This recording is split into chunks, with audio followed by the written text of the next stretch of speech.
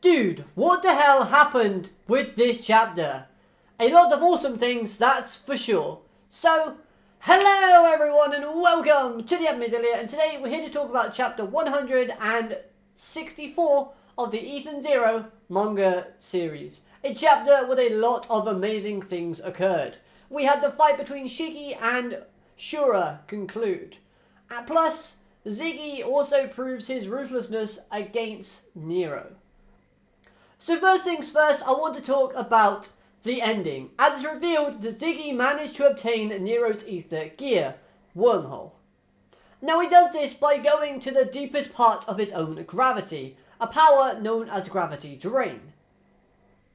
Now then, we get a small explanation, however we need to expand that explanation further. Because to me personally, this ability leaves more questions that need answers than answers being given. However, looking at it from a gravity perspective, it does in a weird way make sense. Because when you apply a great force of gravity to something, you're essentially making that thing submit to that force. Hence why when a massive pressure of gravity is applied to someone, they fall to their knees and are pretty much stuck to the floor that way. So in a way, Ziggy is using his power to make the ether gear Wormhole submit to his control. It's either that or the gravity power that Ziggy is using in Gravity Drain is absorbing the properties of the ether gear that he's trying to drain from his opponent, and is taking on those particular properties so that the controller can use it that way.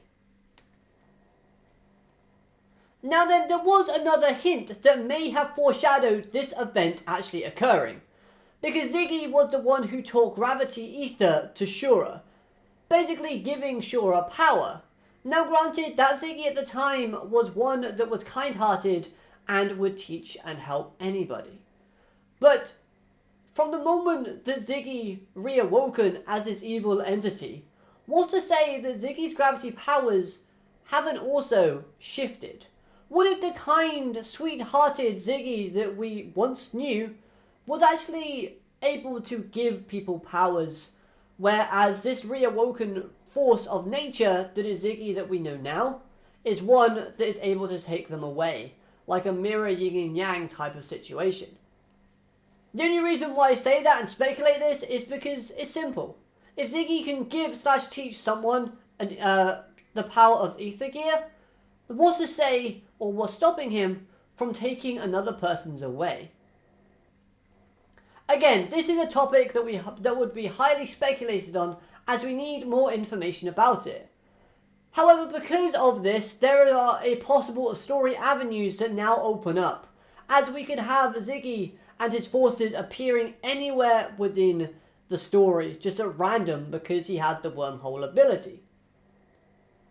So characters like Rebecca with the unique ability Leaper need to stay alert at all times, because Ziggy could basically go after her, use the gravity drain skill, and have the ability to leap back in time.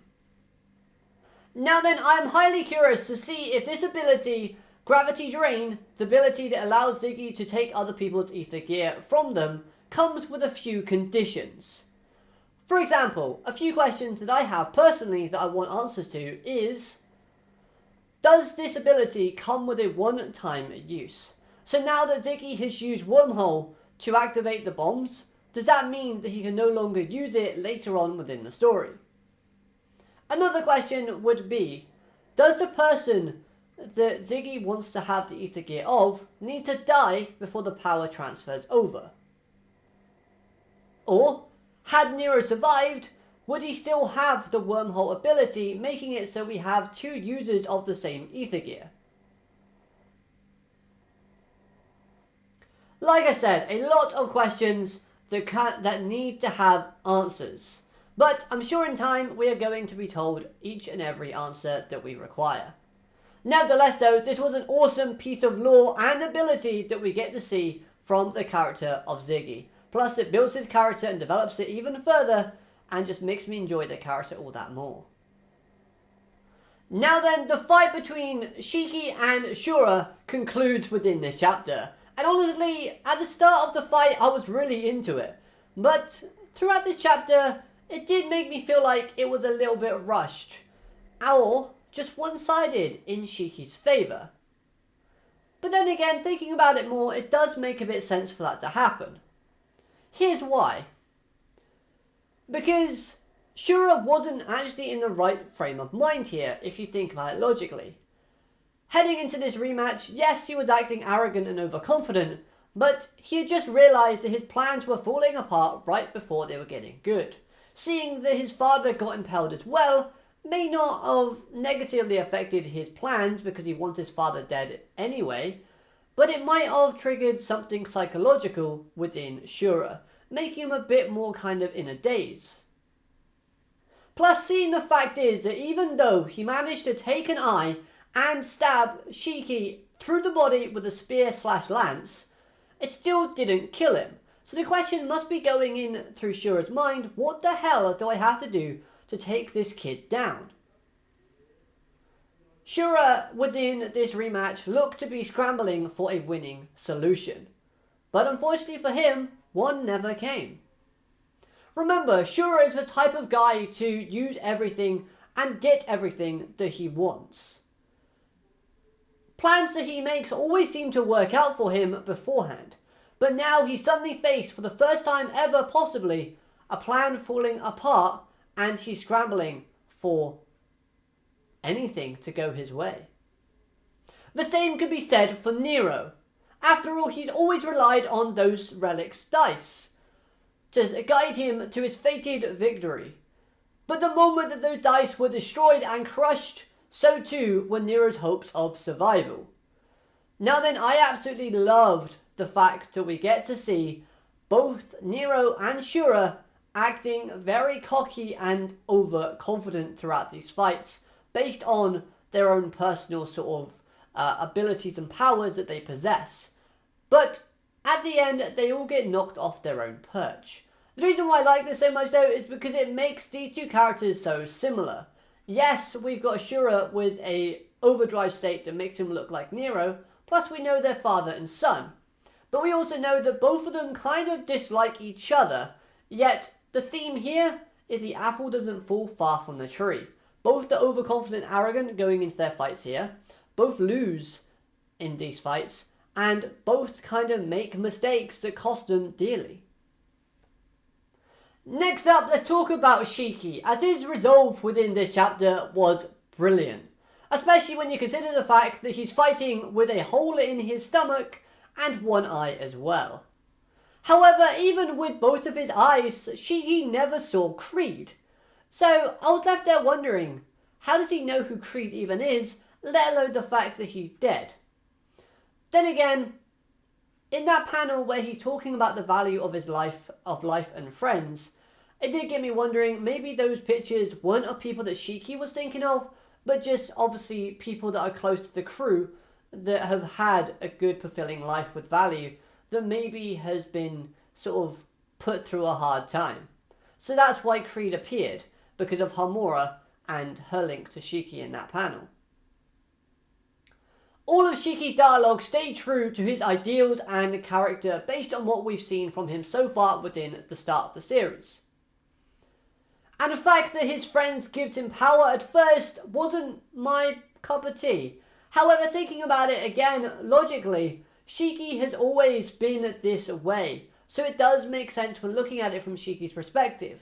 His goal is to befriend everyone, even Mother. Now then, the theme of all life having value was a theme that I like seeing included still within this chapter, as it's been a running theme throughout the fight between Shura and Shiki. Seeing it here within the conclusion was just the cherry on top for me here, because all it does is help somewhat open Shura's eyes. I especially love the line where Shiki shouts out that we're not going to the top. Me and my friends are going forward. The reason why I like this was two reasons. Number one, the pure, genuine emotion on Shiki's face within that panel was just spectacular. And number two, it looks to have shocked Shura, making him change his ideals and his point of view. Maybe not fully redeeming the character, but making him see something from a different perspective. Maybe, after hearing what Shiki said, maybe Shura has realised that he's hit a wall within his current situation, and there might be some truth to what Shiki is saying. Plus, there could be some limits to what one person can only do alone.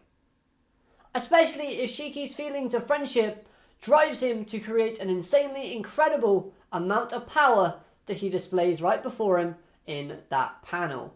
The ball of gravity that is about to engulf Shura, knocking him out of the game completely. The ability known as Black Sky. Oh, that was a great panel. Will admit, the art style was beautiful in that one.